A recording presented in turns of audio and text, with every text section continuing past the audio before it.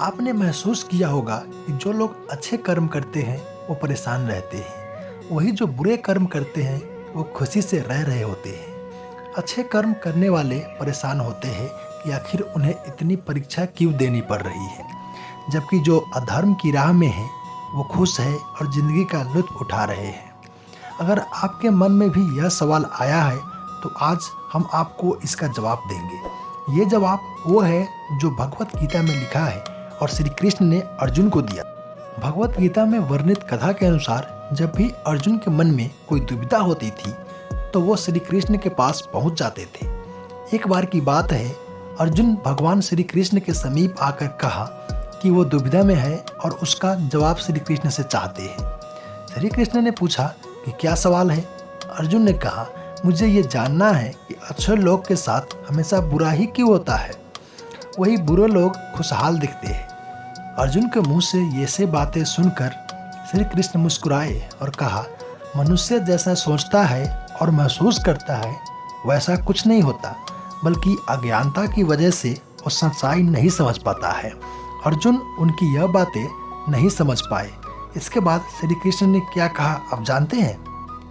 श्री कृष्ण ने कहा, पार्थ, मैं तुम्हें एक कथा सुनाता हूँ। उसे सुनकर तुम समझ जाओगे कि हर प्राणी को उसके कर्म के हिसाब से फल मिलता है। प्रकृति हर किसी को अपनी राह चुनने का मौका देती है।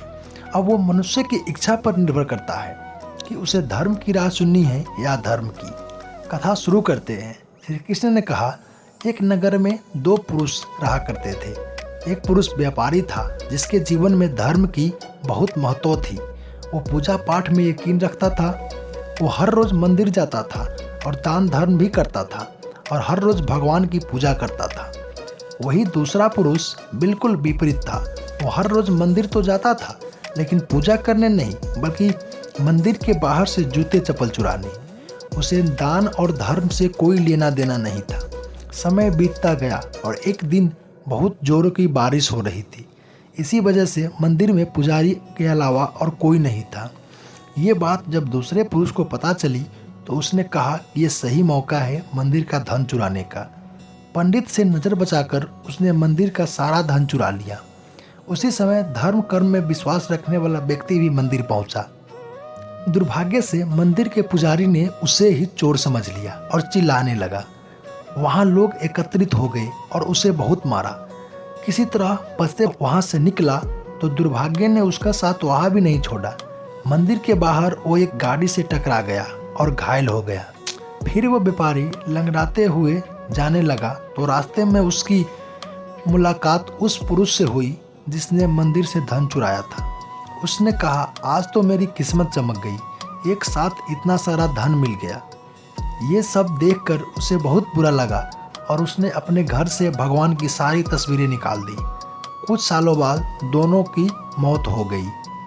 मरने के बाद जब दोनों यमराज के सभा में पहुंचे और भले पुरुष ने दूसरे व्यक्ति को देखा तो उसे बहुत गुस्सा आया। उसने क्रोधित होकर यमराज से पूछ ही लिया, मैं तो हमेशा अच्छे कर्म करता था, दान में विश्वास रखता था, उसके बदले जीवन भर मुझे अपमान और दर्द ही मिला और इस व्यक्ति को नोटों से भरी पोटली, आखिर ऐसा भेदभाव क्यों? इस पर यमराज ने कहा, पुत्र, तुम गलत समझ रहे हो। जिस दिन तुम्हारी गाड़ी से टक्कर हुई थी वो दिन तुम्हारे जीवन का आखिरी दिन था, परंतु तुम्हारे अच्छे कर्मों की वजह से तुम्हारी मौत सिर्फ एक छोटी सी चोट में बदल गई। तुम इस दुष्ट व्यक्ति के बारे में जानना चाहते हो। दरअसल इसके भाग्य में राज्य योग था, मगर इसके कुकर्मों के और अधर्मों की वजह से वो सिर्फ छोटी सी धन के पोटली में बदल गया। कथा सुनने के बाद श्री कृष्ण अर्जुन से कहते हैं, पार्थ, क्या अब तुम्हें तुम्हारे सवाल का जवाब मिल गया? ऐसा सोचना कि भगवान तुम्हारे कर्मों को नज़रअंदाज कर रहे हैं, ये बिल्कुल सत्य नहीं है। भगवान हमें कब क्या किस रूप में दे रहा है मनुष्य को समझ नहीं आता है, मगर आप अच्छे कर्म कर रहे हो तो भगवान की कृपा हमेशा बनी रहती है। इसलिए अपने अच्छे कर्म को बदलना नहीं चाहिए, क्योंकि उसका फल हमें इसी जीवन में मिलता है। इसलिए मनुष्य का फर्ज है कि वो हमेशा अच्छे कर्म करते रहें, क्योंकि श्री कृष्ण ने गीता में भी बताया है कि किसी के द्वारा किया गया कर्म बेकार नहीं जाता, चाहे वो अच्छा हो या बुरा। जय श्री कृष्ण।